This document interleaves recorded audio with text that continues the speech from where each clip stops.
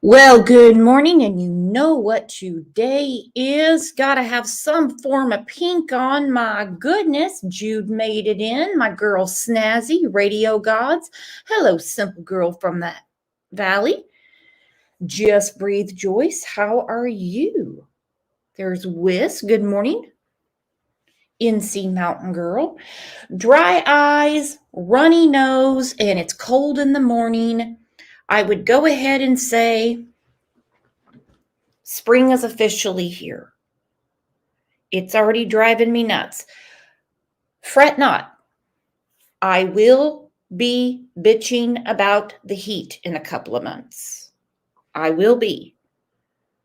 I don't take 2 seconds to complain about the weather. When I do what I call coffee with Katie Bird every morning, one of the first things we talk about is, how is your weather? And she goes, I'm so sick of it. It's like 30 degrees right now. It's only going to be in the 60s. And I'm like, I know. A couple of weeks ago, it was like 60 something in the morning and 80 in the afternoon. I can't keep up. I'm like Kiki. No socks. Exactly. No socks. Heat is my jam. You better believe it. Woo, had a lot of comments yesterday. There was a news conference. United Cajun Navy addressed everyone. They were big heroes in the Hurricane Katrina catastrophe. And yes, it was. I went down to, oh shoot, what's it called? It's in Mississippi. It's where Keesler Air Force Base is. I'm drawing a blank. Geez, give me a second. Anyway, they were still recovering from Katrina, and this was in 2013. Still wiped out. Insane. So those dudes know what they're doing. I think a few people might have been a little ass hurt when they said, don't search by yourself. There you go, Biloxi. I kept wanting to say Baton Rouge. I'm sorry, Kiki. I think a few people might have been ass hurt when they said, don't search by yourself. The areas people are going to are dangerous because, well, there are needles and people you don't want to come across where they're looking. Simple Girl said they're dropping boats in the river now. They're around the river now searching. Well, they know what they're doing. I know a lot of people have reached out and they're like, how come EquiSearch isn't there? Well, I mean, just because you ring them up, that doesn't mean Tim Miller and the EquiSearch gang is going to be there. They could be working on another rescue mission. They could not have the money, the funding. Just because people say donate to them doesn't mean they do.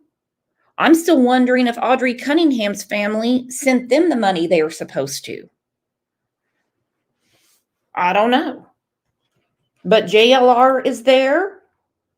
I did see that this morning.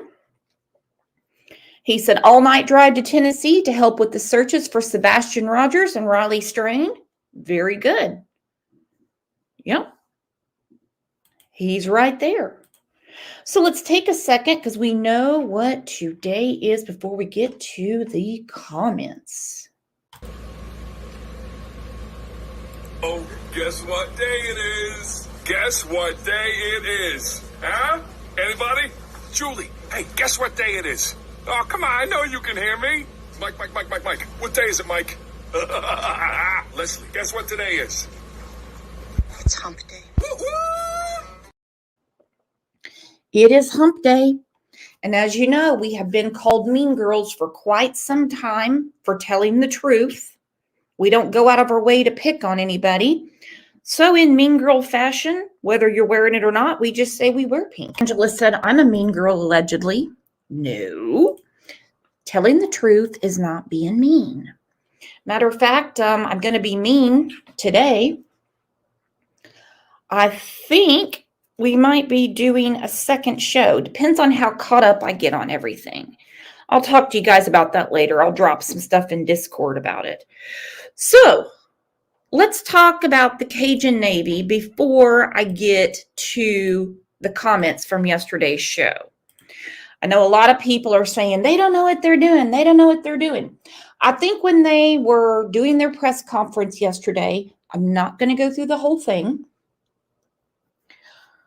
When they were talking about, the online scrutiny and things like that, I think a lot of it was probably aimed at News Nation because Beigefield, as we call her around here, because she only wears beige, has been left and right throwing shade on how the investigation is going. We know that FBI, TBI, they are not involved. But at this point, they're saying there is no evidence that he was being chased or followed, that there's a crime, that there's any foul play. So just take a look at this and tell me if you'd mess with these guys. To be able to work with us, they have to be faster than the standard. This is not something you take on for fun. People are screaming for help. The Cajun Navy, a flotilla of volunteers from Louisiana. Just regular guys who say they don't wait for help, they are the help. The concept of civilian-led rescue is a paradigm shift for how rescues are going to be conducted from this point forward.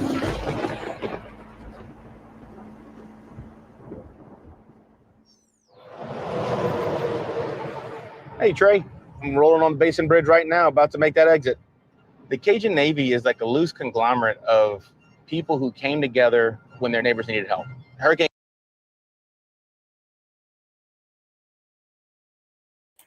Yes, during Hurricane Katrina. A lot of them are ex-military, ex-police. Some could be just people that know their way around the water. But they do have to go through training to make sure they are going to be safe. I mean, it doesn't matter how many alligators are in the water or catfish that can swallow your whole leg. They're going to do it. Whist, you are so right, because the public won't wait. We want results. I get that. We have such a microwave society. Instead of letting the people that do their job, people sit back and go, they're not doing anything. They're not doing anything. I can't believe they're not doing anything. Where's the TBI? Where's this? Where's the National Guard? I have a whole lot to say about that. But I digress for now. Hurricane Katrina is essentially where the Cajun Navy started. Right now, we're headed to the Atchafalaya Basin for tomorrow's search and rescue games. One of the things that gets misconstrued the most is that everybody out there doing Cajun Navy stuff are just a bunch of cowboys from Cajun country, don't know what they're doing. They don't realize that we're training ourselves to be first responders to a FEMA standard at least, which is an internationally accepted standard. I'm Leo. Papa Leo is my nickname. I'm one of the older ones in the group. Now that I'm retired, this is my way of giving back, All right, talk to you later. This is training. This is familiarization for the upcoming hurricane season. The bad news is we're here in 2018 may be a bad year. The idea for SAR games was kind of organic. Like, we needed to find a way to go practice. So we set up a mock rescue scenario with 600 rescues that need to be conducted. We indicated this by taking little flags, and we just tied them off to a tree that's within arm's reach. Wow, this guy did a good job of hiding right here. What we're relying on is a lot of tech. So when the boaters arrive, what they have to do is get onto Zello and Glimpse. That's how we're going to talk to them and visually track them real time. Dispatchers, they're going to get all the rescues that need to happen and dispatch from the Zello app that we use. The other thing we're focusing on is Glimpse, so we can see them and they can see us, so we can do real-time tracking. We're exposing everybody to that whole concept and getting people trained and ready for when something happens again.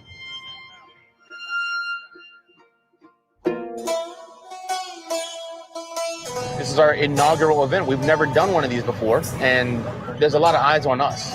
It's all about being there for our neighbors, whether it be here in Louisiana or in Texas or wherever it is. We're there when they need us. Each pot of flags is a household, okay? Each flag represents a person in that household. 4 flags per boat, per run. Like, don't fit 4 people in your boat. There's a big difference between people and flags, but this is still excellent training for how to recover people from that location.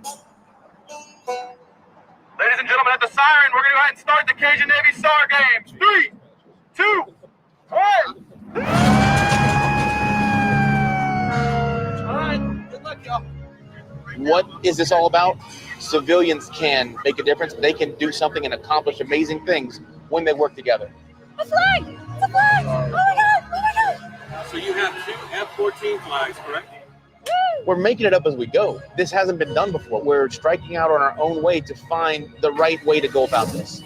People find strengths they never knew they had. One straight ahead, Lord. Why does it exist? Because you don't sit around and wait for somebody to come take care of a problem that you have in your front yard. The government's going to do what they do, but we can still do what we do and make a huge difference. The heart of it is that you have to rely on your neighbor. Teamwork makes the dream work. I cannot love that statement enough. I can't love it enough. The government's going to do what the government does, but we take care of our neighbors. What a chilling statement. Would you rather call the Cajun Navy or wait for a lot of damn red tape and a call back to get help? We saw what it took to get a missing persons report for Riley. And I don't know what's going on, but people are not getting a live person when they call in a tip right now. They're leaving voicemails. Well, not everyone leaves voicemails, if you know what I mean. Mine's been full for probably 2 years.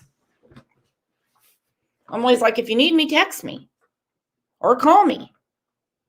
If I'm in the shower, I'll call you back. My goodness. But I love that statement. The government does what the government does. And no, I am not anti-government. Trust me, I need their asses from time to time. I'm going to need them next week when I have to go renew my driver's license. But like right there, teamwork makes the dream work. Take care of your neighbors. Now, I wouldn't just let any neighbor in a damn John boat come pull me out of a river. But they are trained. They have the equipment. They do what they do. And they're not scumbags like that guy from Adventures with Purpose. We all got caught on that during the Kylie Rodney situation. Well, look at Joy Callie go with her bad self. Joy gifted 10 Crime Lines and Lies memberships. Let's hear it for Joy and play the music.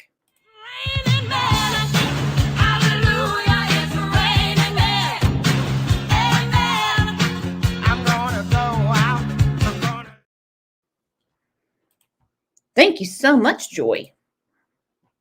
2 gold eggs in this match. How do you make a mark on this world to contribute to society as a whole?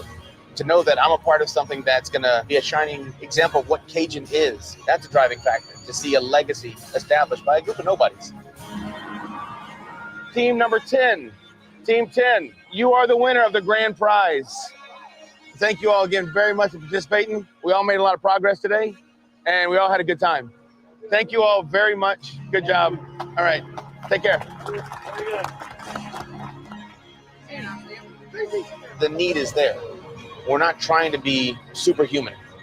We're just ordinary people. There's people whose lives that we can greatly impact and whose lives we can save.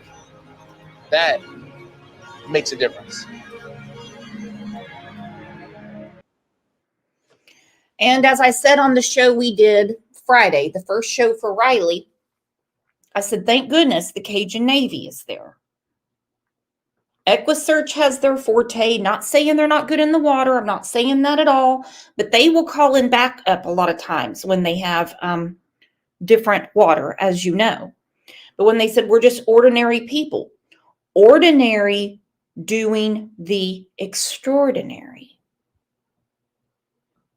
Ordinary doing the extraordinary. All right, let's get to your comments from yesterday. And we're going to go through what unfolded yesterday and overnight.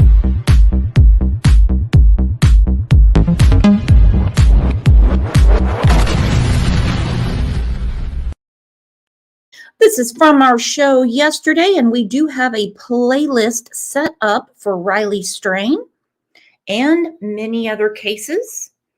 I know sometimes when someone is new to a case, or like, I don't know this case. Well, I would say there's an app for that, but the app is the same one I use, and it's called YouTube. So if you go to my channel, you'll see the playlists. Paula Jones said, how in the hell does a 6'7" child disappear from the face of the earth? I believe the homeless camp knows what happened that night. I do too, and good luck. I do not believe that people down there searching so much made them all disperse. I think they don't want to be questioned by authorities.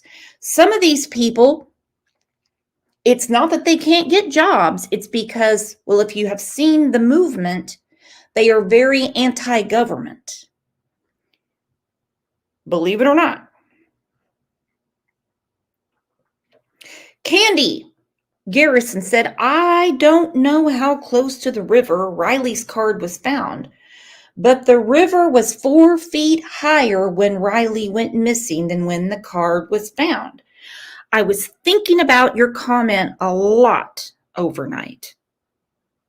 A lot. Now, the timeline is very specific. 9:35 p.m., he was asked to leave the bar. 9:46 p.m. is when he fell down on Church Street. At 9:50 p.m. is when he saw the officer. At 10 o'clock p.m. is when all of his devices were beep, done. So if he's low on power with the phone, he still had the Apple Watch, but they all went off. Tells me he possibly went into the water. I hope not at 10 p.m. And since the river was 4 feet over, his card, who some have said he was carrying in his front pocket because, for easy access to get drinks, washed up. Hence why when they were searching the riverbank all those days, they didn't see it. And then the TikTokers came across it. Fido said, ping is off the tower he was near and not his exact location. Yes, thank you for the reminder. Some people are being real literal with that. My ping is not from the tower I'm standing by. I'm not standing under it. It's probably a good 20 miles from me. The bar made a statement that he left out the front door. Credit cards are waterproof. This is true. This is true. And now it makes more sense since people are explaining the river being 4 feet up and then it went down, and how they said there was nothing on the card, meaning no DNA, no fingerprints, you name it. Stephanie thinks that the current would have carried the card further. I don't know that much about the river. I really don't. But if you've ever walked around a creek bank or a river bank, you're going to see a lot of stuff washed up. Some people collect that sea glass at the lakes. It's just from people throwing stuff out in boats. They call it sea glass. You'll see dirty ass cans and everything. That's people, they're throwing stuff in the water. Crystal Stutter said, I think if he was lost and he walked past that officer, he would have asked for directions, right? Low on power means his phone's going to die. That makes the most sense to me, because even though he's 22, doesn't mean if he's in a state of panic trying to find his way to the hotel, if he comes across an officer, he wouldn't say, can you point me to my hotel? Can you point me to my hotel? He's not doing anything wrong. He seemed to be keeping his head down.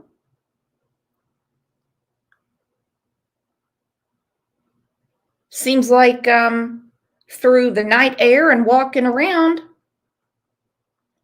he seemed to sober up quite a bit because he wasn't stumbling, wasn't running. I'd be running my hotel too.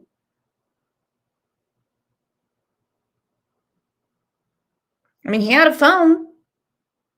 Why didn't he put in his direction? I don't understand that. Nature Babe said, no guy is asking for directions. Well, you know what? If they get hungry enough, they damn will. They damn sure will if they get hungry enough, especially in a strange city. But where he wound up is extremely intriguing to me. And the fact that there is a reason no one is going to spend that type of money and that type of resources, equipment, you name it, searching that river, unless there is a really, really good chance that that's where he's at. All right, Chris, that was on the show on Monday. He's welcome to come back anytime. He spoke with local news last night, and they want more online help. You heard him say it on Monday. He said we have a short window to keep his case out there because soon the internet's going to be eaten up, not my internet, with March Madness. Family friends are hoping a fresh set of eyes can help in the Riley strain search. News 2's Kendall Ashman talks to a family friend on the new call to action. Where did Riley go? It's question of the day. We're going to keep asking it till somebody provides us the answer and we get our boy home. It's a question asked by people across the country. Riley's disappearance capturing national attention. We've had so many people. We've had people from Europe, Australia, and Japan reach out and send love to this family. Family friend of the strains, Chris Dingman, has been actively involved in the search efforts online. He is part of a Facebook group with over 50,000 followers. The media, the TikTok searchers, the people on Twitter and Instagram that are providing for us at this moment, it's what we have to go on. He says the biggest breakthrough so far was made by TikTokers that found Riley's bank card along the Cumberland River on Sunday. It's the only breakthrough that we have. That is literally the only viable lead that we have that we know. They may have more information. So now he's hoping to have his boots on the ground tomorrow, working alongside the United Cajun Navy. Fresh eyes can see things that we may not be just blinded by because we have been looking at it so hard. And wow, a debit card is found in an area where literally thousands of people have been religiously daily, and it just shows up. In Nashville, Kendall Ashman, News 2. He's right. It just miraculously shows up. Makes you wonder, was it the river went down and it washed up? You would think that there would be a wallet, something else. Or did a, let's say, homeless person just throw it down? CJK said there is a flurry of activity up the river this morning. Yes, because the Cajun Navy said yesterday they were going to hit it hard today. I know some people are waiting on the Coast Guard. It seems to me that the family is more than confident with the Cajun Navy. Well, Porky Pig, thank you so much for the super sticker. I appreciate that so much. More than you know, let me tell you. Thank you so much for that. Lots of chatter about a homeless dude that has Riley's shirt on. You have to admit, Riley, the shirt he had on that Friday is very distinctive. There's also a lot of talk about why are the frat brothers not out there? Well, they're back in school. They're not suspected of anything. And would you want your son who got into a horrible situation. His friend is missing, to be in the river looking for him with zero skill. You can only look around the bank for so long. So, I mean, that might be a parental decision that no, you need to get back to school. There's nothing you can do to help him at this point. So, I don't know. But a caller called in to Pascal. Okay, this is from Pascal's show. Called in and said, I saw a homeless man wearing a shirt like Riley Strains. Again, we're not talking about just a tall dude walking around Nashville with a white t-shirt on and boots. As you see on your screen, I know a lot of people don't look at the screen. They just look at chat and listen. That's okay. But if you look on your screen, it's a very distinctive shirt. Very distinctive. What are you all doing? Tara, thank you for being a new YouTube member. Amy in Boston gifted Crime Lines and Lies memberships. Pat did. Woo! Angel did. Jules did. Gotta play the music. You know me with the music. Gotta do it. Some people go, why is she messing up the show thanking people? Because it's effing polite to thank people.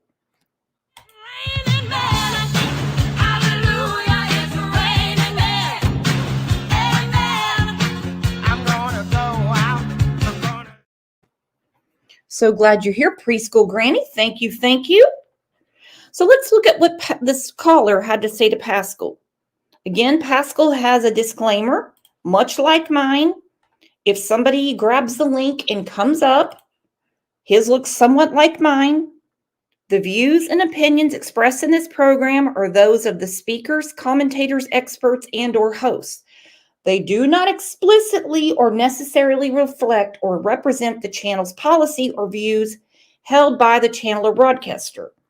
So basically, if somebody grabs a link and comes up and says, I saw a homeless guy wearing Riley's shirt, or I know I saw Riley, the channel can't be held responsible.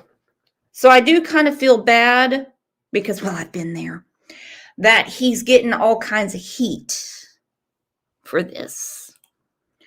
Thank you, Pat. All new members, it's only 8 quarters after the first month to carry on. You got it. 8 quarters. You can find that in the gas station parking lot. Show what's your name, where you calling from? Hi, this is Sabrina. Hi, Sabrina. And I'm in Murfreesboro. And you're from where? Sorry, you're in where? Murfreesboro, Tennessee. Oh. Okay, Murfreesboro is not far from Nashville. Stayed there several times with my husband, as you know. He drives for a living.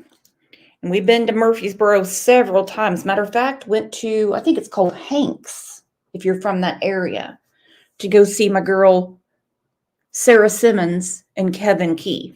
I need to get a setup like old Pascal. I got to get my hair done, go to Ulta, get OJ out of my ass, and get a setup like this. Okay. Well, first off, Sabrina, thank you so much for calling in. I do appreciate it. Thank you so very much. I know that a lot of us are wondering what the heck is going on and where the heck is this young man that we have been talking about. Riley. So I'm just pulling up his phone, his picture. See, it's been a long day, guys. But I'm curious. You just said something in the chat that obviously sparked a lot of interest from the family chat. So I wanted to see if you can expand a little bit more on this. You said that you were working in at a homeless center, or a homeless, like working at a homeless center, and you saw someone wearing this exact shirt and it was clean? Yes. Can you expand a little bit? Absolutely. So I've been feeding the homeless for about 4 years. I'm very familiar with them, always in the area. Mm-hmm. I didn't know this young man, or actually didn't see this young man was missing until last night. The shirt that I saw on Facebook is what caught my attention. And so I went and looked up and saw that was actually the shirt that, he had been wearing in the photos on the night he went missing. on Sunday when I was feeding the homeless down by the Cumberland River, it's where what they call Tent City. We were handing out our water and our food, and there was a young man on a bicycle who had on extremely dirty pants, brown shoes, and had on like a half zip up hoodie, is what it looked like. That was very dirty, and had a clean collared white shirt with a dark colored pocket on it. I don't remember. Going forward, I'm going to say this about Sabrina. I believe she is 100% credible. She has too many details. She is telling her story. She has turned this over to law enforcement. I believe her. This has been sent to me quite a few times in the last, well, since yesterday or since it came up. And they're like, I think she's lying. I think she's lying. Look, this is not one of the crazies that called in the Madeline Soto case, or the people that become friends with Don and Candace Wells. I believe her for a lot of reasons. She definitely goes out and feeds the homeless. I believe she is credible, and she has no reason to call into Pascal just to make this up. She's no David Solomon from the Madeline Soto case. If it was black, blue, brown, but it was very distinct because it was the different colored pocket, and his shirt was bright white. He was filthy, as a lot of them are generally fairly dirty, and you don't see a lot of bright white shirts. If they do have on white, it's very discolored. And so I mentioned to one of the girls that was with me when he walked off, I said, oh, he must have got a new shirt. So anyways, when I seen the information last night, I called her and I said, do you remember the guy, on the bike with the shirt we gave the water to? He wouldn't take food. He just kept taking bottles of water and kept his head down. And she said, yeah, I do. I said, did you get a picture of him? Because we take photos and post from where we feed. Right. So she said, she looked, she didn't have a photo of him. So she said, call the other girl. So I called the other girl. The other girl remembered him as well. Right. And she went through her photos. She only had a photo of the back of him. So I did not see the young man that was missing. I want to be very clear about that. I did not see him, but it was a very distinct shirt that he was wearing. Right. And the tent city's not too far from downtown. Someone could have found the shirt and put it on. I don't know, but I just thought somebody ought to know about it. And I did call in to the non-emergency number last night and let them know. And then I was transferred to a voicemail. So this may have nothing to do with it, but it. Okay, so she called it in. She was transferred to a voicemail because, as we know, they have a lot of people calling. And as we know, this is not our first rodeo. People will call with just their suggestions on what the authorities should do, or what they've seen online, or, what they think. Ilyanka, my girl, said, right, Brooks, not a book salesman promoting himself. You're exactly right. Exactly. So yes, I do believe her. Now, I will say this. Unless they need more information, they don't call back. They don't call back. I can tell you that from experience. Just, it all kind of, came together whenever I saw a shirt, and then the guy was missing it. And I'm sorry, one other thing before I forget, someone put in the comments that they were going to Tent City and they had been looking and didn't see anyone with the shirt. If I think her name was Latrice, if you go down there and you're looking, the young man had a bike, which is also unusual. A lot of them don't have bicycles, and dark black, dirty pants, brown shoes, and he had a half zip up hoodie is what it looked like. And it was dark in color, either blue, charcoal gray, black. It was extremely dark, and it was really dusty and dirty. So I know she put in the comments she goes there a lot, and that's the young man that had on the white collared shirt with a different colored pocket. Gotcha. Okay, I got a couple questions. Okay, so the kid that was on the bike, the young man that was on the bike, what race was he? Let's start there. He was white. So he was white. Does he match any of the description of this young man, Riley? No. He was not I did not see the young man that is missing. It was simply only just the shirt stood out to me, but it was not the young man that was missing. This guy was young, but he was not that young. I would say late 20s. And his facial hair was grown out. Gotcha. And he was really dirty. He's been down. I've seen the man there before. So you've seen him before. You have seen. Okay, she's seen him before, and not only is he really dirty, but his pants and the shirt were dirty, which tells me him or someone robbed him on Friday night before all of his equipment went dead, or it washed up on the bank. You ever seen homeless people out with their bicycles, their baskets, their shopping carts they steal from the Walmart? Then they'll pick up anything. They'll figure out a way to get it clean and use it. He does not fit Riley's description. It's got to be one of two things. The shirt washed up, or it was taken from him. No burglar is going to use anyone's credit card because they're too easy to trace. Way too easy. They want the cash. And this was the night Riley went missing, but it's not Riley, from what I'm understanding. I've seen that man before. So this was not the missing kid. But Okay. I'm telling you, the shirt is what stood out and how clean it was. Right. Because you just don't see that. And that's a very distinct shirt. So it may have nothing to do with it.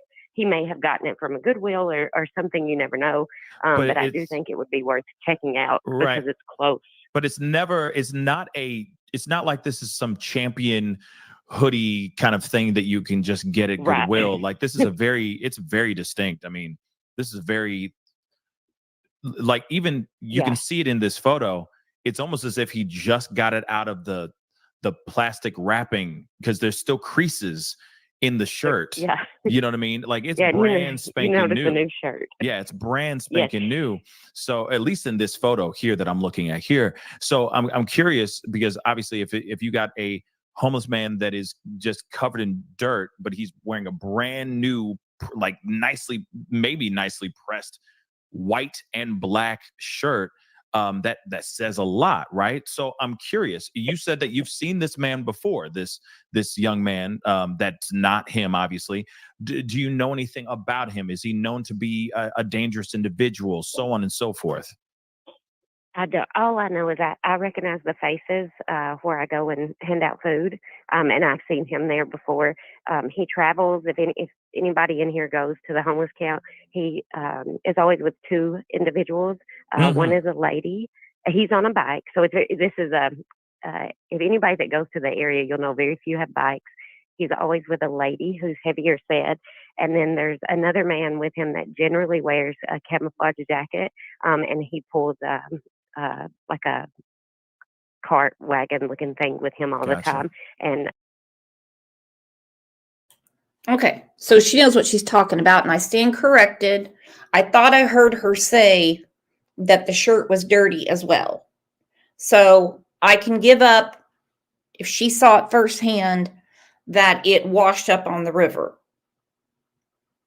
I do not expect Nashville Metro PD to come out and say that this is foul play anytime soon or ever.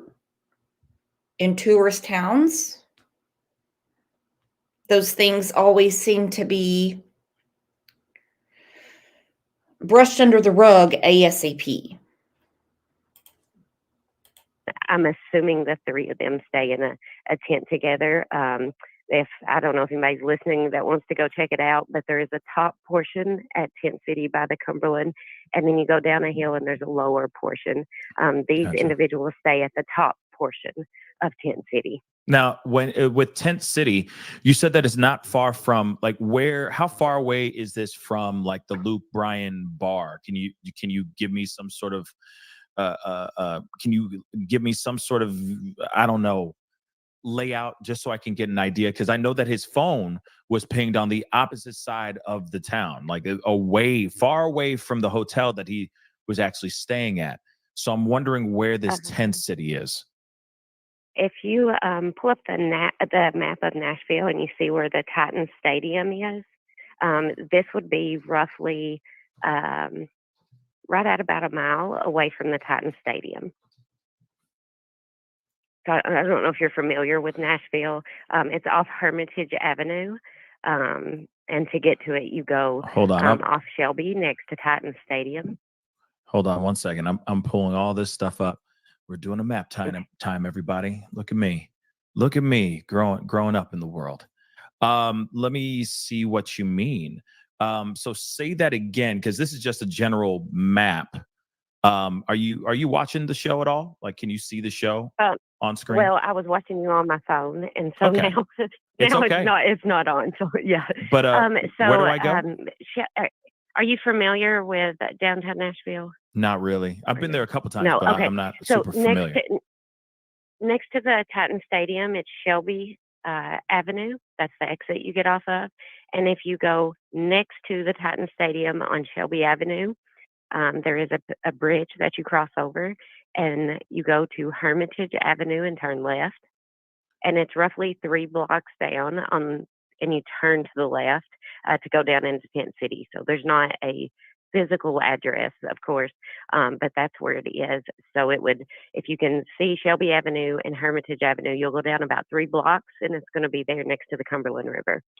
Okay, sorry. I'm still looking for Shelby Avenue. I feel like I'm not in the right area. But like I said, and look, it may have another name once you turn off the exit. The way I go to it is 24. I get off the Shelby exit and turn left. And then you come down right next to the Titan Stadium, go all the way down to Hermitage Avenue and turn left, and it's 3 blocks down on the left. Okay. Because someone can put in the chat next to the Titan Stadium, the road name may change, but anybody that's listening that's in Nashville may know offhand. That's just I've made that route for 4 years, and so that's how we go: Shelby Avenue, past Titan Stadium, down to Hermitage Avenue, turn left, and 3 blocks on the left. Okay. Because I see, because I'm okay. So just so you know, I'm looking at the map right now, live with everybody right now as we speak. So I'm just trying to get a better idea. Like I said, I don't do these map things very often, guys. So right now I'm looking at Nissan Stadium. Okay, like Russell Street area. Am I anywhere in that general vicinity? It's next. If you go down away from the interstate, past the stadium, then you'll run into Hermitage Avenue. Where the heck is that? And it's Hermitage, I believe, is to the left, and maybe somebody can help me out that's in the comments. And the road is a different name when you go to the right. Okay. I'm gonna have to look at this when I get a second for sure. But because I see, okay, so Cumberland River. Yes, it's the Tent City is on like the embankments of Cumberland River. Okay. Interesting. And the interstate, there's like a overpass, where the interstate crosses. I will say this. I agree 100% with sunset gazing. Love you, my friend. Just because it can't be verified in a second doesn't mean it's not true. To verify it, you're going to have to find one of the many, many, many cameras to show said homeless American or unhomed American. You know how the PC crowd talks. To verify it. By now, I have a feeling that the shirt is burnt, the F up. This is over the Cumberland River, so Right. you kind of go down away from Titan Stadium, and then it's back underneath those bridges or overpasses from the interstate. Yeah, gotcha. That's the thing. I'm even just trying to find Cotton Stadium, and it's not. I don't see this. I don't see it on this Oh, sorry, map. Nissan Stadium. I call it Titans. That's Oh, the name so of I our am football team. okay. Oh You my are. Lord! I I'm thought I was sorry. blind. I'm thinking. It's all good. No, No. Sorry, I don't. I didn't know the name of the stadium. It's where the Titans play. So that's Gotcha. that's it. It's Nissan Stadium. Yeah, you'll go down past it, and there's a bridge after you pass the stadium that I don't know if it shows this on the map. You're talking about you're talking about Korean Veterans Memorial Bridge? yes, after you cross over the bridge, it's the first red light to the left, and then you go down about 3 blocks. And I'm so sorry, I didn't realize you It's didn't know okay. Titan Stadium. You must. Okay, I'll say this about them saying white. Again, we know what shirt he had on. I'll put it up again. Let me tell you something about old Brooks up here. Your host, whatever you want to call me, when people go, creator, the creator, I'm like, let's not go that far. Anyhow, I have horrible night vision. Horrible. Old DT driver has his life on the line. If I drive early in the morning or after sunset, I have horrible night vision. So I can tell you right now, at nighttime, if I saw somebody with the Garth Brooks shirt on, which is khaki and black, I would probably say white and black because, well, it's nighttime, but that's just me. It's not be a Titans fan. She said Titan. I'm sorry. I thought you said cotton. I'm like, I'm what? country. It's all good. Titans. Okay. Yeah, Titan. Titan Stadium. Titan Stadium. Sorry. I don't Nashville much, guys. You know what I mean? This is so in this particular area. Okay. So this is very, very interesting. But then, I keep wondering, where would the Luke Bryan's joint be at then in like, just in kind of just to get a better idea of where the heck, you see what I'm saying? Like, that's just the one thing I'm still trying to figure out, I believe Luke Bryan's is on 2nd Avenue. And there's in the area of where I'm speaking of, there's a lot of hotels and things like that that's fairly close, where people stay and they walk, down to Broad and 2nd. It's on that same side of the interstate. So I don't know exactly how far. I haven't been to Luke Bryan's, but I'm assuming it would be 3-4 miles, something like that. Interesting. Okay. I mean, obviously, this is something very, very new for me. And it sounds like it was a situation where he may have been robbed, or he may have gone somewhere, found some place to lay down, and then he was robbed then.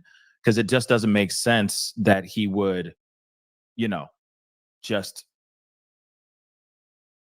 be out here walking and then suddenly he just disappears, and then somebody else is seen wearing a pristine white and black shirt, somewhat matching the same shirt that he was last seen wearing. That says a lot to me.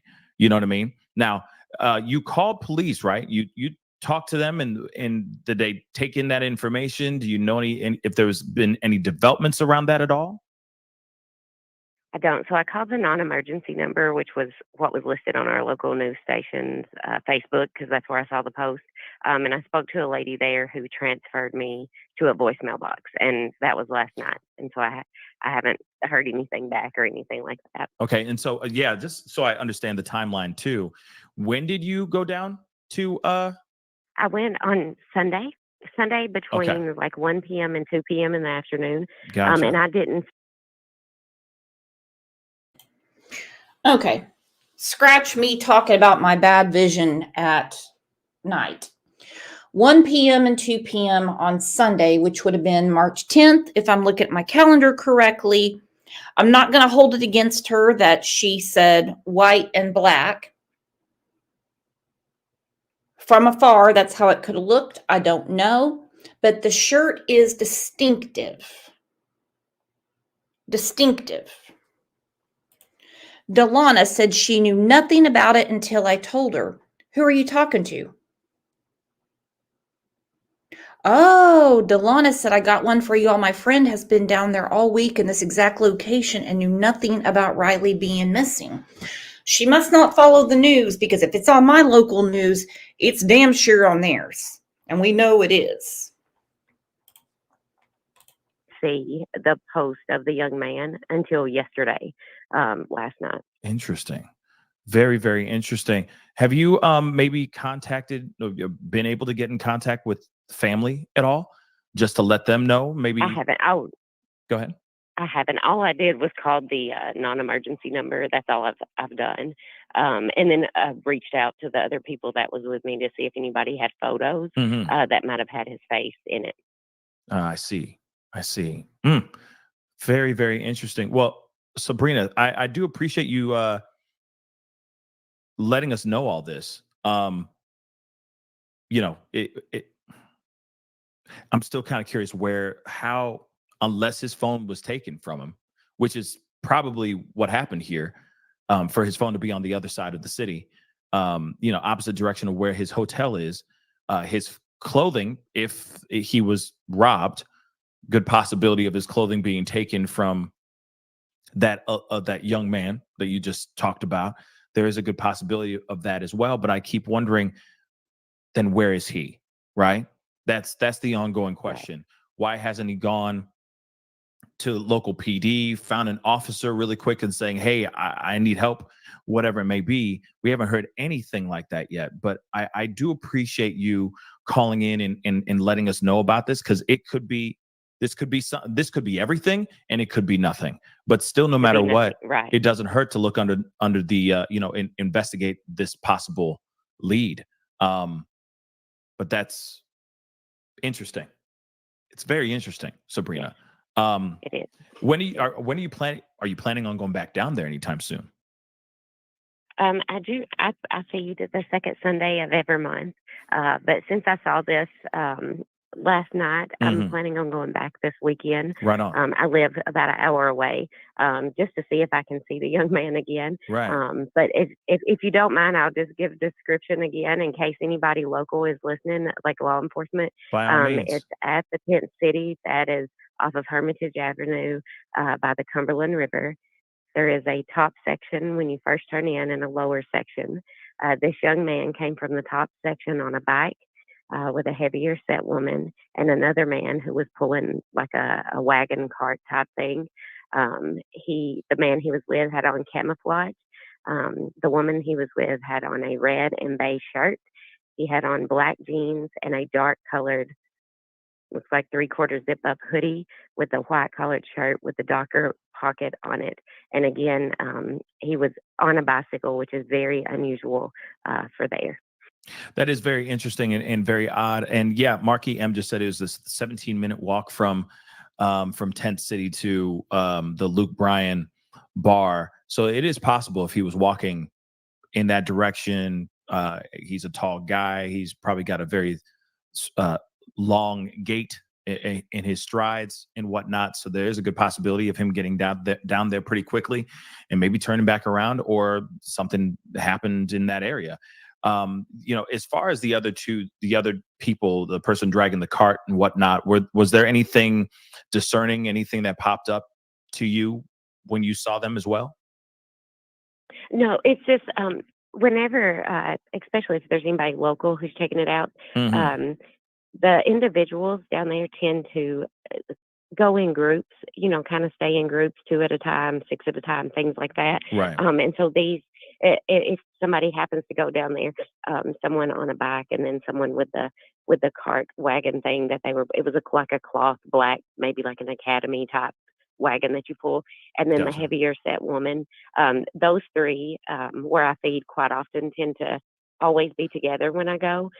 So if somebody does happen to go down there and look that description, if they give it to someone else, may be able to point them in what area that they're sleeping in or what tent that they're Right. in. Real quick, you said that a friend of yours has some photos and whatnot.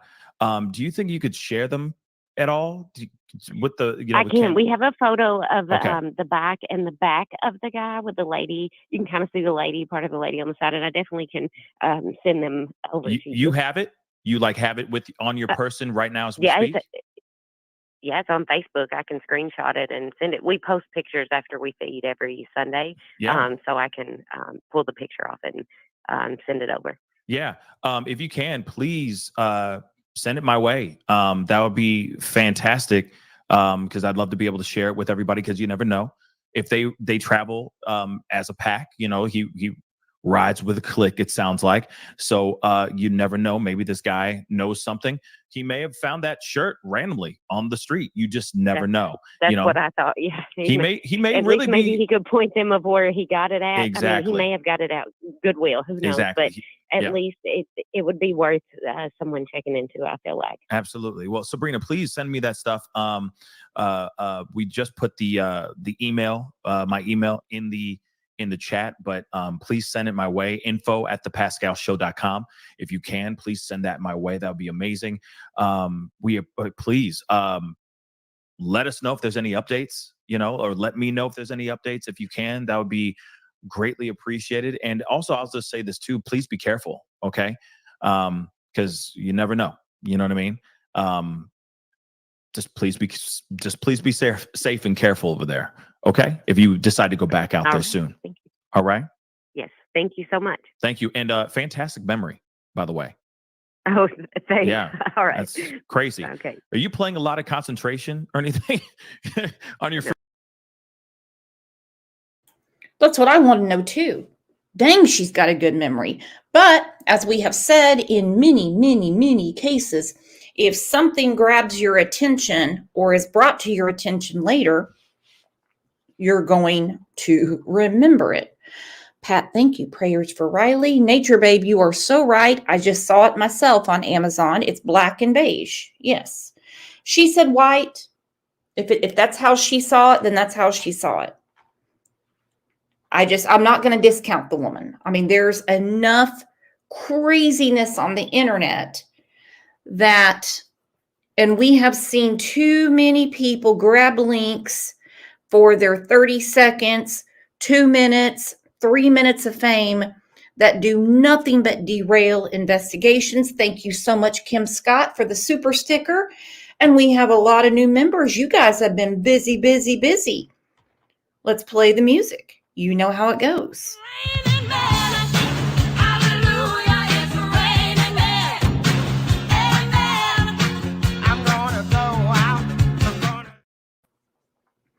All right, still more questions about liability for the bar. For quite some time now, I have said there needs to be just a tad bit more responsibility at some of these places. Vegas, Nashville, Branson, the Riverwalk in San Antonio, Miami, you name it. You can't just, if someone is too inebriated or what have you to be in your establishment, then they are too inebriated to be left to their own devices. You have somebody in their party or them, get a cab, put them in an Uber, find out where they're going, and from there, you're done. Some people say that's crazy. If you're going to go out and drink, you need to be better prepared. Well, I don't know about that. But the bar could have some liability. I don't think Luke Bryan's bar is going to have any liability. And reason being is because they know that they served him 2 glasses of water and 1 drink. Whatever the drink is, I don't know. It could be a shot of Fireball. It could be a whiskey sour. I don't know. But no lawsuit is going to change what has gone on and the pain his family has gone through since he went missing. Again, there's the timeline. 9:35 p.m. He was told, get the hell out of the bar. 9:46 is when he fell down. 9:50, the officer interaction. We know from hearing from the family friend Chris, he was on Pascal last night. He's talked to Nancy Grace. He was on our show Monday, I believe. All his communication shut down at 10 o'clock. Circumstances leading up to his disappearance. As Nick Barris tells us, there are questions about liability and the culture of drinking downtown. It's about 1 o'clock here in downtown Nashville, relatively calm, but on any given night, here along 2nd and Broad, it can get crazy with people who come here to party, to enjoy the music, and to drink. Downtown Nashville has certainly become analogous to the French Quarter in the last couple of years. News Channel 5 legal analyst Nick Leonardo says it's all too common these days to see revelers who have clearly overindulged. In most cases, they'll wake up the next morning with a hangover. Now, in Riley Strain's case, some security video appears to show him wandering about disoriented. But in newly released police body cam video, Strain has a lucid response to an officer. How you doing, sir? I'm good. How are you? Good.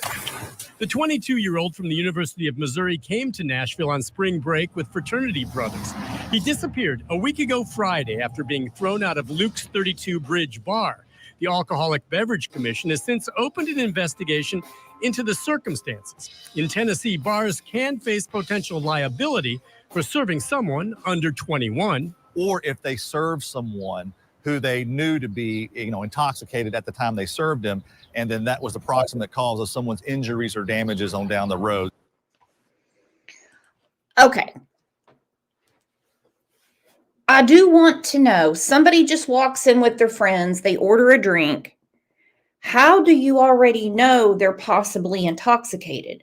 Now, if they come in and they're already stumbling and they puke on your bar, or they got their head laying down and they're drooling and they're like, let me get another one. Did I tell you about my ex-wife and what she did to me? Okay, I would say no. Let me get you a glass of water and we'll get you a ride. This rarely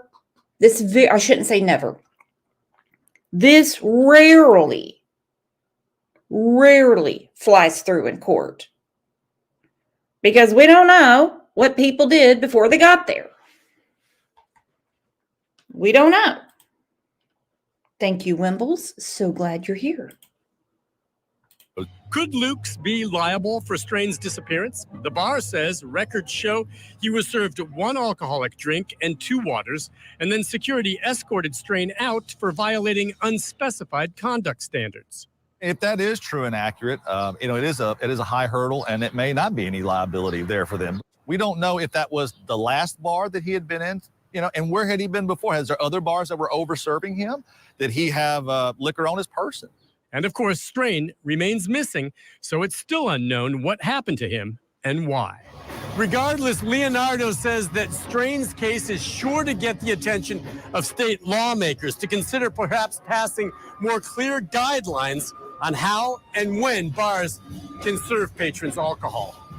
Nick Barris, News Channel 5. I started following Nick during the Evelyn Boswell case. He was in East Tennessee. Now he's moved on to a bigger ball game in Nashville.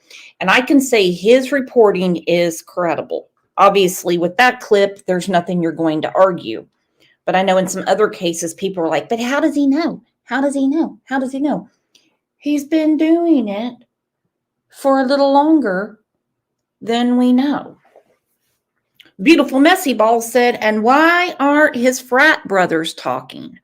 Well, it's not like there's not a ton of major news networks and huge YouTube channels that don't want to talk to them. They could all show up in Savannah and Hoda and Al Roker's living room right now. They got all day for them. CBS this morning, Good Morning America, News Nation's chomping out the bit. I don't know. I have a feeling they have protective parents that are just saying, because you don't know where this is going to go. As long as they have told investigators what they know and all checks out, we know that they called 911. It could be parents saying, from here on out, let's let the authorities handle it. As a parent, what would you say to your children? Would you tell them not to go back to school and stay there and search and possibly get yourself hung up in a horrible situation? Or would you say, no, you need to be on every news network and you need to let them pick your words apart? I mean, it's Slim said, I would say zip it. Also, there is the threat of them being thrown out of the fraternity. The fraternity has lawyered up. Why, I don't know, because this was frat brothers together. It wasn't a fraternity trip. But, they had to do something. They're getting a lot of phone calls. That's our world, my friends. That is our world. All right, no evidence Riley was chased or being followed on the night of the disappearance. As far as we know, there is no evidence that any bar overserved him. We don't know what happened at the hotel. And I agree with Beautiful Messy Ball. What's more important, being part of a group or the life and safety of your friend? That ship has sailed. I think that's why mum's the word. Because he left on his own on that Friday night. I wish we could teach young people to play the tape to the end when they go out to divulge in irresponsible behavior, but it doesn't always work that way. They're getting a lot of heat, that's for sure. One of the concerns people have called in multiple times about is that he was, Riley was being chased, he was being followed. We have seen no evidence of that. We've been through the video multiple times, and that is the reason why we released that body camera footage, because that officer had an interaction with him, and we've talked to other people that have indicated to us there was no injuries on Mr. Strain when they observed him, and there was no indication that he was running from anything or he was in fear. There's been a lot of misconceptions, a lot of misinformation out there, and we're putting out everything we can to dispel all of those misconceptions. Okay. Not chased, not being followed. They've put all that together. Were the friends irresponsible? I would say yes. Are they possibly shitty friends? I would have to say, considering the circumstances, yeah. How many of you, Purple Haze says you're blaming the bar? No, I think I've made it clear. I don't think the bar did anything. 1 drink and 2 glasses of water is not blame. I'm not blaming the bar. I'm one of the odd ones. I'm not. I do think if somebody has had too much to drink at a bar, you need to make sure instead of them just walking out that they're in a cab, an Uber, someone picks them up. But that's pretty much the end of it. What happens when they're off your property, you can't do anything about. No, I don't think it's the bar's fault. Now, if it was he had 8 buckets of beer by himself and didn't share with anybody and sat in the corner by himself talking to himself, I might say, yeah, they have some onus in this. But that's not what happened. Hang on. The Walking Dead, so what was your question, Brooks? Hell, I don't know, Jocelyn. Beautiful Messy Ball said, I would still like to know why we haven't seen any footage from inside the bar. We ask that in every case. Where's this footage? Where's this footage? Where's this footage? Where's this footage? They don't show us. And to be quite honest, since the bar has come out and said he had 1 drink and 2 glasses of water, they might not want to put themselves in any further speculation. But for those that are worried about Luke Bryan's bar saying, oh, I bet this is really hurting his business. I bet this is really hurting his business. No. It's packed. Now, the family knows why he was asked to leave. Chris was on here on Monday. We asked if he knew. They do. They don't want to discuss it. We know this in every case. They hold everything back unless, well, they're forced to show it to a jury to prove their case. All right. Last night, Chris was on News Nation. There's our girl, Beigefield. My goodness, girl. She looked so pretty at Halloween when she had that orange on. Change up your colors a little bit. We wear pink on Wednesdays. Flag. He's the Navy's National Director of Operations. He was an organizer of today's press conference with Riley's family. David, thank you so much for being with me right now. Let me ask you this. I have been so curious about that river behind you. Can you give me a feel for what that river's like? Is it deep? Is it dark? Is it murky? Is it wide? Is there a heavy current? Like, bring me up to speed on what you're dealing with. Pretty much yes, and yes. It is deep, it is dark, it's rather murky. The water level has dropped 4 to 6 feet since Riley went missing, and the flow rate has significantly reduced as well. But as any river, a reduced flow rate is a relative term. It's slower than it was, but still capable of sweeping somebody away if they weren't careful. Well, that's my next question. When you say that the river's down, is that helpful? Because there's presumably more embankment that you could see. And if there is a body, it might be easier to spot. That's Someone's not reading the room. Because earlier in the day, this same gentleman, no, this is not Chris the friend. This is one of the big wigs with the Cajun Navy. He said, do not ask the family anything you wouldn't want to be asked yourself, because they're putting themselves out there.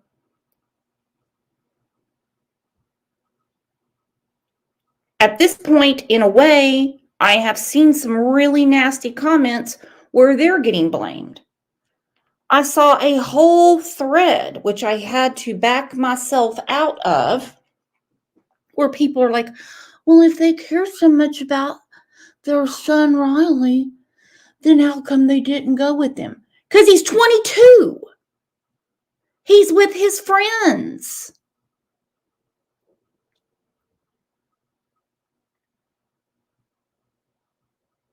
What do you mean?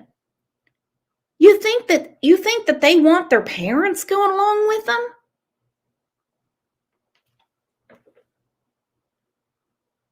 Are you kidding me? Why did they wait so long to get there? They didn't. They hightailed it straight down the highway, 7 hours away. They've been there ever since. Always looking for something to bitch about. Why haven't we seen this? Why aren't they doing this? Why aren't they doing that? Where's the FBI? I saw one comment, where's the CIA? Yo. Come on. That's correct. Theoretically, yes. It's exposed some more of the rocks, some more of the brush, things of that nature there. If there were a body in the river, it potentially could have surfaced and come ashore where it would be more visible now. And how is it that you're determining? I'm just looking at the pictures of divers in the water. I understand they started diving Saturday. Where do you even begin diving? Like, what is it that would plant that flag and determine that's a good spot to start looking? Well, some of these divers are private individuals, private volunteers who have, of their own volition, showed up to try and help locate Riley. The police department, Nashville Police, has also had their dive team in the water. And it's, I mean, primarily it's where is the last place that this person was seen? You have to have a starting point. In this case, the last place that Riley was seen was along the walk on Gay Street here. And, you know, with his debit card being found where it was, that gives a logical starting place for, you know, dive teams, boats with sonar, potentially cadaver dogs, anything of that nature. But you do have to start somewhere. God bless them. I'm still scared to swim to the bottom of the pool and touch it, let alone. Beautiful Messy Ball said, blaming the parents and the family is absolute insanity. You know, there's a creator, in quotes, the creator, that went on an absolute rampage when Gabby Petito was missing. Of course, we know what happened to Gabby. Blaming her parents. Her parents were the ones looking for her when the laundries were handing out Steve Bernino's business card every time someone came to the door like it was Halloween candy. And now, I'm telling you, I guarantee it's probably the same crowd doing the same thing. What 22-year-old wants to go party with their mama? I mean, I could name a few because I need mama to pay for their drinks. That is insane. Insane. Boats with sonar, potentially cadaver dogs, anything of that nature. But you do have to start somewhere. I'm seeing some pictures also of a canine that's in one of the boats. How does that work? I mean, I can't imagine a canine on the water, but is that canine just being transported to different areas of the embankments and then doing a quick scan of an embankment and returning to the boat? No, not necessarily. A lot of the cadaver dogs, matter of fact, most cadaver dogs are capable of picking up a scent of a cadaver that is in the water. So it's a little bit of both. The dog is, you know, trained to pick up that scent in the water, on the water, as well as on land. So that's fascinating. First of all, I wanted to ask you if there are any other dogs other than just cadaver dogs, maybe a scent dog looking to follow Riley's scent on land. I'll get to that in a moment. But back to the cadaver dog. If the cadaver dog is in the boat on the surface and there's a cadaver many feet down, can the dog actually detect that? Well, I don't know what the dog's specific limitations are, but the short answer is yes. If there is a body in the water, cadaver in the water, the dogs are capable of detecting that scent. Do you know of any other canines who might be tracking? Family might have been able to provide something of Riley's with Riley's scent so that they could let them loose in that very small area. This is what, I mean, I'm so frustrated. The area where Riley disappeared is small, and it would seem to me you could flood the zone and accomplish a lot on land as well. Have you seen any evidence of tracking dogs? Well, I personally had some discussions with the investigator from Nashville PD on this, and we discussed the possibility of using tracking dogs. And I also spoke with a local dog trainer who also trains tracking dogs. And it was determined that because of the time lapse between when Riley went missing and the circumstances around it, that a tracking dog would probably not be effective. The other part of that equation is that this riverbank, what you're showing in your picture there, looks relatively flat, relatively easy to traverse, and nothing could be further from the truth. I went down the riverbank with two girls who found the debit card today, and it is absolutely treacherous. I doubt that you could get a dog down that embankment safely with a handler. As a matter of fact, we've had people come forward to volunteer to do a search in that area, and I've decided to turn them away unless they have specific search and rescue training, because it's that treacherous. I mean, I'm not the best guy that's in the best shape in the world, but I had trouble staying vertical down there. It is distressing to hear that, David Flagg, because it makes me think if you're inebriated, it would be very easy to tumble down into that water. And as you mentioned, faster moving at the time that Riley disappeared. Okay, now she's making sense. That's why so many people say this case is so much like Kylie Rodney. I still think there's a lot more to that case, but I digress. He's talking about how treacherous it is.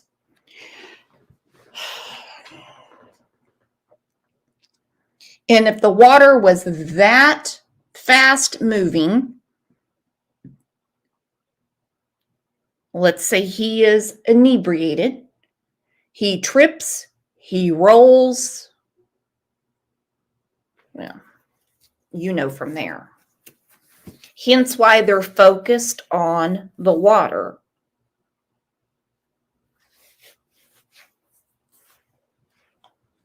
I just couldn't imagine being his parents.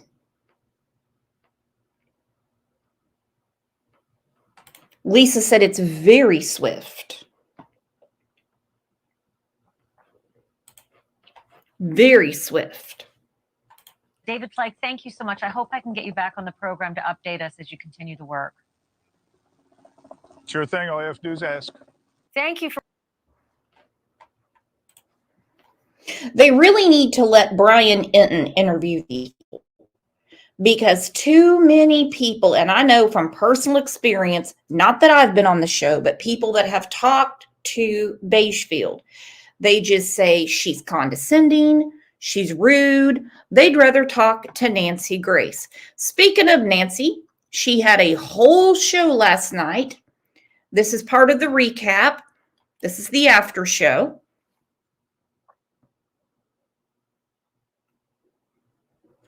And she put her 2 cents in. Chris Dingman, is there anything you want to add that we left out? I want to share something with this group, and we can talk if you guys have questions. I know we're playing chess right now. Nancy understands that too more than anybody. Marathon, I reached out to Marathon the Tuesday after Riley went missing to put in context of how much this ball's been dropped at that area. The fact that you reached out also and said, hey, we've never even, heard of anything. I want to share something with you guys, and Nancy, I love your passion and you're a mama bear, but I've been in contact with Riley's, and I'm calling her his lady friend. She shared some stuff with me last night, which I'm sharing with the family. She and Riley had a private conversation, and Riley told her, he goes, you're my favorite person. And she goes, really? And he goes, no, wait a minute. You're my second favorite person. And she goes, well, okay, well, who's your favorite? And he goes, my mom. So, yeah, that's the kid we're looking for.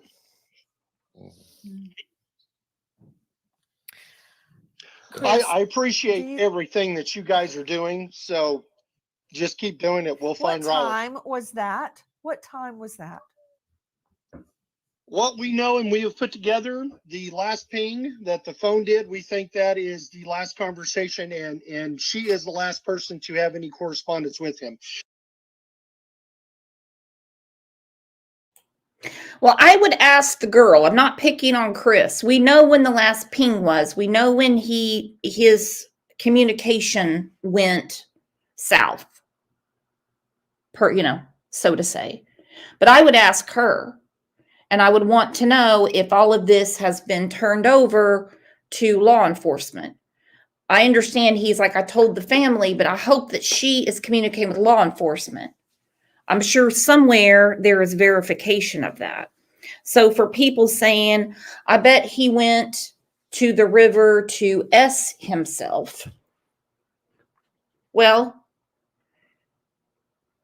he's on a trip with friends. He's in communication with his parents, his friends, new girlfriend, what have you.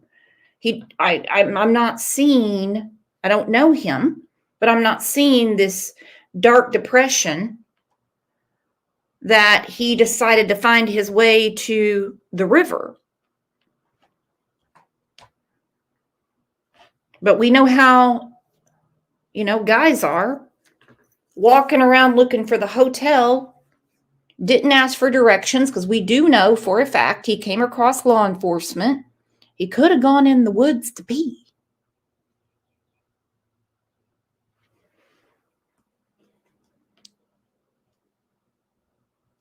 Maybe came across some bad people, some bad hombres.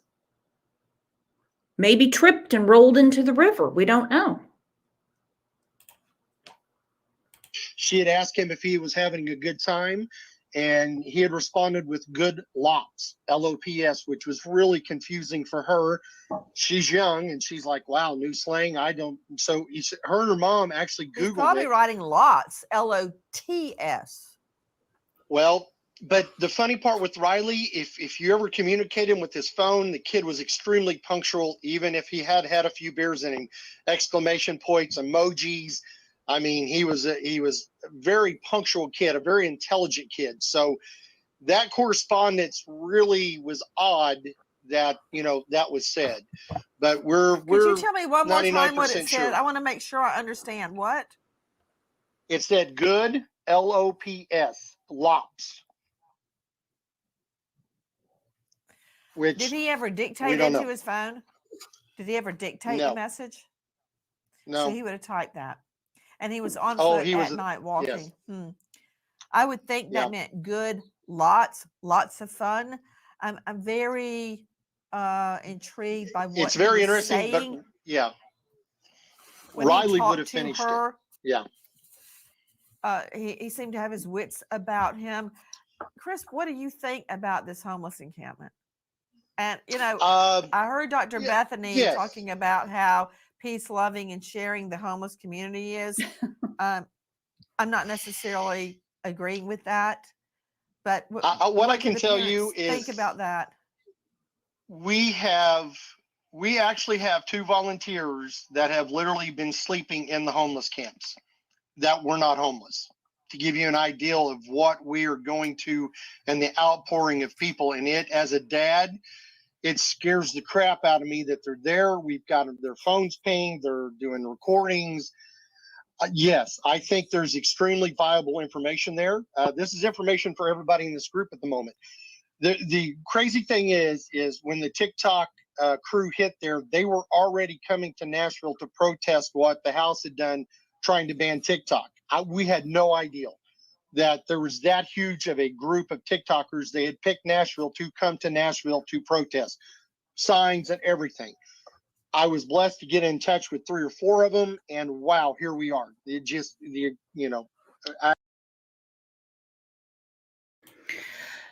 not to be in disagreement with anybody, but there's nothing to protest. They have an investigation. They have been searching. They have been interviewing. We always want more done, but I can tell you something right now. No way would I be sleeping in the homeless camp. No way. That would scare the hell out of me. Worse than touching the bottom of the swimming pool. I made the comment, we're bigger than Tiger King during Corona. We do have people that are physically in the camps. There are a few people of interest that the police are aware of and they are looking for. But homeless people, 99% of them do not want to be found. They don't want to be bothered. And what did you just say? Police are looking for who? People are looking, the police are looking for a few homeless people that we do have questions for. The young lady from Nashville iterated that, one of the homeless interviews had yelled back up the hill to the gentleman, hey, what's going on? And he goes, nothing, it's a drunk guy. We have the name of that gentleman and we are looking for him. What happened, unfortunately, when everybody went to that specific area, and we have a very limited ground zero for information, a lot of those homeless that was there that evening dispersed and went to other homeless camps in Nashville because they didn't want the press, didn't want to be talked to, didn't want to be seen. We've been blessed with the homeless people that we have been in contact with, though. They know where those camps are. They've given us names of specific people that they knew was in that street or that area or that exact camp. There's actually I'm not sure they're a married couple, but they are a couple that was just down from there about 10 feet. The young lady from Nashville, she'll know the couple I'm talking about probably. They're the ones that, yelled back up. But we have names. But right now we're just trying to find which camp they went to and what direction they went to. So I understand that with two the debit groups card. of homeless encampments state that they saw Riley. Yes, somebody had mentioned about across the river at the Titan Stadium. That is actual Tent City. Yeah. To give you a demographic, what is where we were at and where Riley was last seen at is and I don't want to be disrespectful. It's more of the Beverly Hills of the homeless community in that area. It is the more organized groups, the organized people, the less offensive, etc. That's not saying that there's not people there that over in Tent City, and this is literally from our people that are staying in the camps at the moment. Chris, let me Tent understand City something. You're is- saying that the homeless people on the other side of the bridge are saying that they saw him? No, but the other people on the other side of the bridge where the marathon holding facility is, that is a way more Wild West style homeless camp. That Did is they where see him? So just to be clear on that, so these cameras are trained out over the river to protect against threats of people coming from the river into the facility, and the same with the Titan Stadium. So we were looking at the cameras that actually look under that bridge. And Chris, I know you said you talked to Marathon. Did you talk to Samantha in Ohio, the head of security? Because she's the one who has access to all of the counter cameras that are on the bar, that are on the dock itself. If not, I can give you her cell phone number. I think. Perfect. Do that. Where we're at is I'm still based in Springfield, but I've been media for a long time. And what we've done is we've created Riley's War Room, and we're doing exactly this. In the mornings when we wake up, we're at lunchtime, and then we come home in the evenings, and we put together everything that we found with our contacts. We actually have a burner phone inside the homeless community right now. Guys, we're trying everything we can, but the marathon deal was extremely frustrating for us. Chris, did you tell me that you have two people that have embedded themselves in the homeless community right now, trying to find out information, staying there overnight? Yeah, which is just phenomenal, but it's extremely dangerous not knowing the people they're with. I was going to say too, Chris, you talked What about about a the little 4 bit cameras? police dropping the ball a tiny bit, because it was 2 TikTokers again who found the card. And we asked police, why weren't you the ones to find it if you combed through the area? But they said they were only looking for clothes and for a body. And so Yep. Guys, thank you for the additional information. Like we said, I'm trying to be a buffer with the family, so we still have a rapport with the police department, but I'm just far enough excluded from the family. I want answers. Everybody here wants answers. Sure we do. I think answers are going to come, and unfortunately, I don't think they're going to be the answers that we want. Because if they believe that he might have, I'll say, stumbled into the river, obviously they won't know until they find him what happened. Some people say he's living at the homeless camp. It's dispersed. I think if he had his choice between living in the homeless camp or going back to college, this isn't a Christopher McCandless story where he just took all his money and said, I would just rather live off the grid type of thing. This wasn't in his metabolism, if you know what I mean. So something happened. Is it foul play? Or did he go out in the woods to pee? Tripped? rolled into the river? We don't know. You know, if you're in a river, people have been pulled out of rivers before from accidents, whether it's boat, fishing, swimming, and they have found them trapped under limbs, rocks. As far as the credit card, we don't know if some homeless person threw it down or if it washed up from the river. We don't know. No idea. But it's damn scary. And I can see why all these big cities are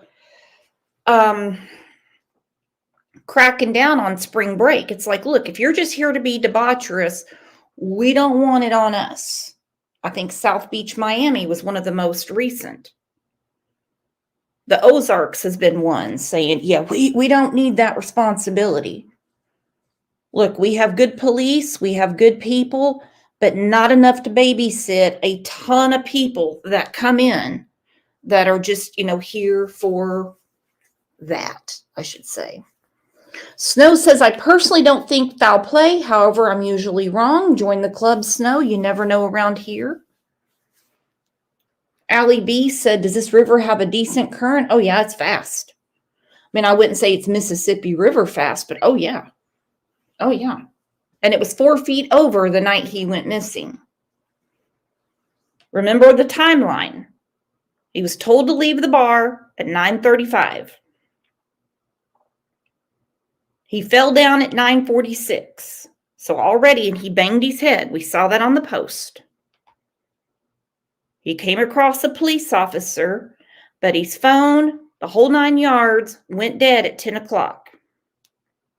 Very, very sad. But what's not sad is how awesome all of you are. Look at all these gifted memberships supporting the channel. Just being amazing, awesome people as always. Best mod squad around. And as always, the best chat and best community on the tube. Wimbles, love your picture every day. In my opinion, he went to pee and fell down. That's what I'm starting to lean towards too. But drunk and hitting your head is never a good sign. Well, I might be doing a second show today if anybody's up for it. You let me know. It would be in about, I'd say an hour and a half, 2 hours. Anybody up for a second show? It won't be about Riley. It's going to be about a totally different case. One that I've never covered before. So you tell me, look for the notification. And if you're up for it, I got the time. Like I said, if you got the time, I got the crime. All right, my friends, I will get that set up and I will see you back here in a couple hours. You are the absolute best. Thank you for everything.